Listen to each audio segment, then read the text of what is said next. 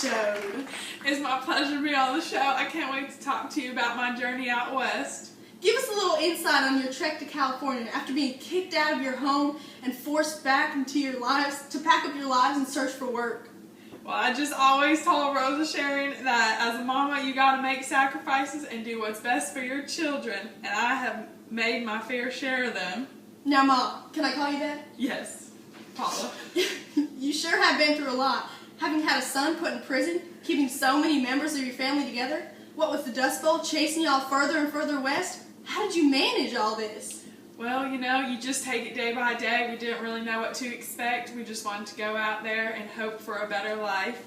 So we did the best that we could and stayed together as a family as long as we could. Can't imagine how tough it must have been. Now, throughout this whole journey, you were able to keep everyone in the family's mouths fed? What was your secret?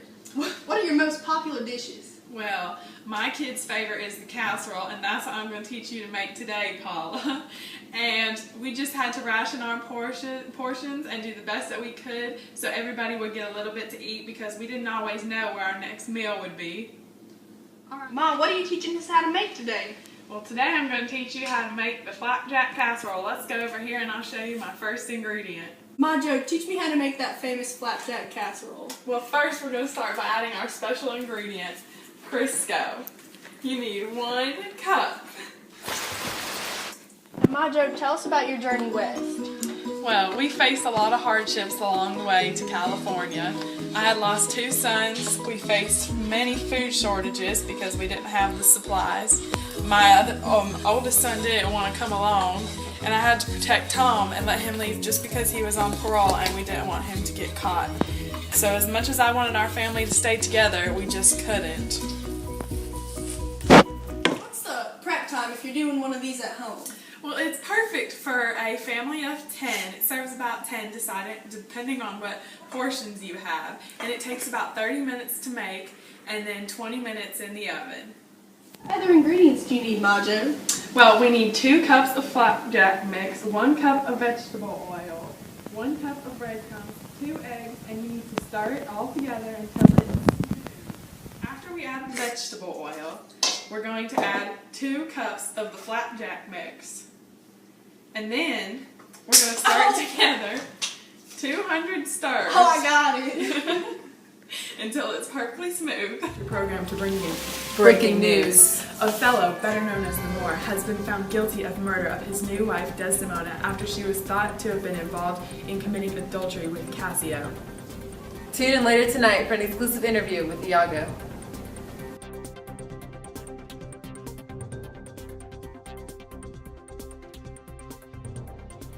Next, we have to knead the dough just like this with our hands. Good job, Paula. Now, Ma Joe, what was the hardest part of being on the journey? Tell us what you learned. Well, I learned a lot about family on this journey. We all had high hopes for a much better life in California, and we all wanted to strive to reach our goals of living the American dream. It was just a lot harder than we expected, and there was a lot more hardships than we thought. Time to prepare.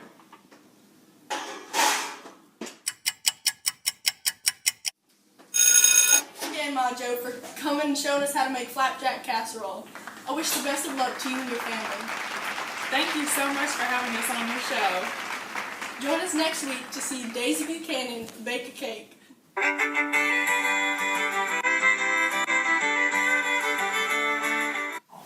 Tonight on The Bachelorette. Hi, I'm Chris Harrison, and today we'll be looking at Post-Bachelorette with Daisy and Tom Buchanan. Daisy Buchanan right here in our house. Come on, Daisy. Nice to see you. Hi, Chris. Hi, nice to meet you. Hi, Daisy. How are you? Well, I'm splendid. Thanks for asking. So now that your relationship is made public, how has it been with you and Tom? Life has been wonderful. It reminds me of our past in East Egg. Now that our fame for the show allows us to live in a grand mansion, we don't feel Does that have impact. anything to do with Jay Gatsby? It was. Let's talk about him. It seemed pretty clear to the audience there was a deep connection between you two.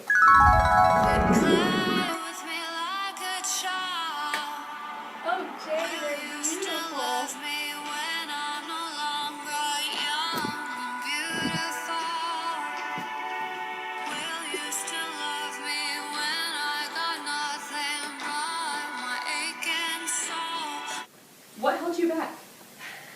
built our hotel in New York City, we were all gathered in one setting on an exhausting, humid day. My heart was set on Gatsby until Tom exposed a side of him that I'd never seen before. Gatsby was red to the face, trembling in his white shoes and roaring in fury. He wasn't the perfect, wealthy veteran I thought he was. How were your feelings towards Gatsby prior to revealing his past?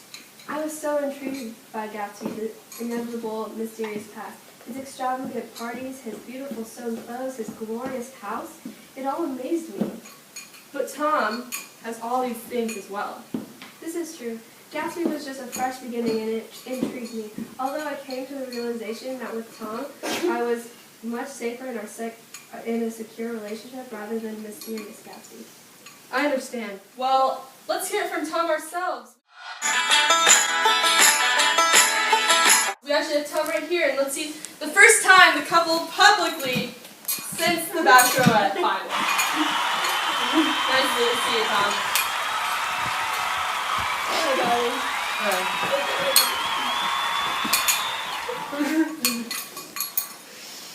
Hi, Chris. Thanks for having us. Of course. Now, Tom, we've all seen on screen you have not been the most loyal husband. How did your side affairs with Myrtle affect your relationship with Daisy? I'm not a proper husband, but we both committed our sins.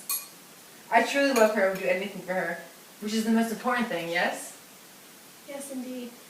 What made you dislike Gatsby so much? He posed a threat to Tom. He was wealthy and competitive just like him.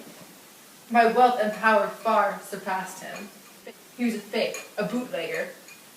And the count's in the obvious, he was having an affair with my wife. That man was scum. Do you have any feelings about this, Daisy?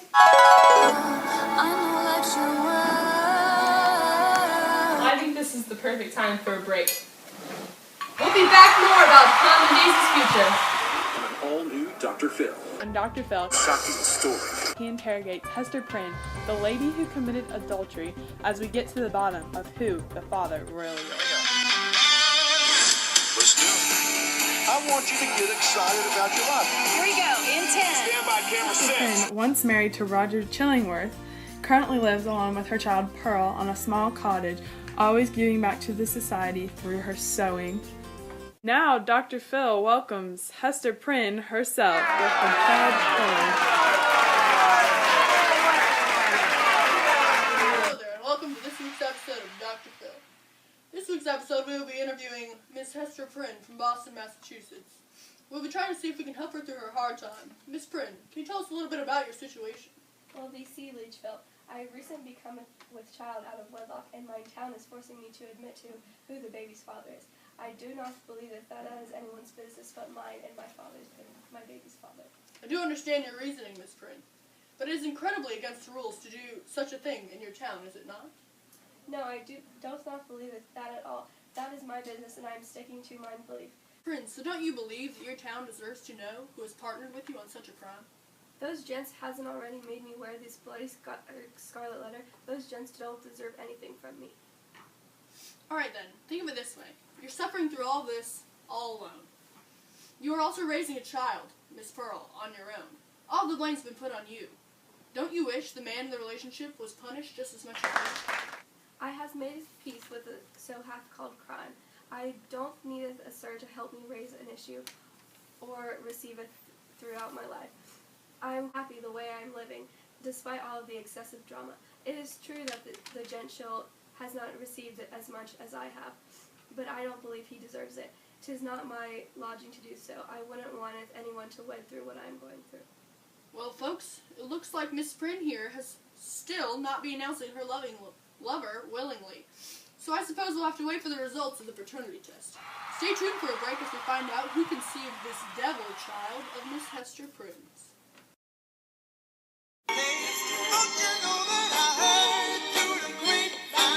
In this economy, it's hard to find a sustainable job anywhere. Here at Grandpa George's Grape Farm, we are looking for anyone ready to get their hands a little dirty. We produce the world's best grapes, and we need the world's best people to help pick them. To find us, travel south on Route 66 for only about 24 miles, and we are on the right by Old Mills gas station. We hope to see you soon.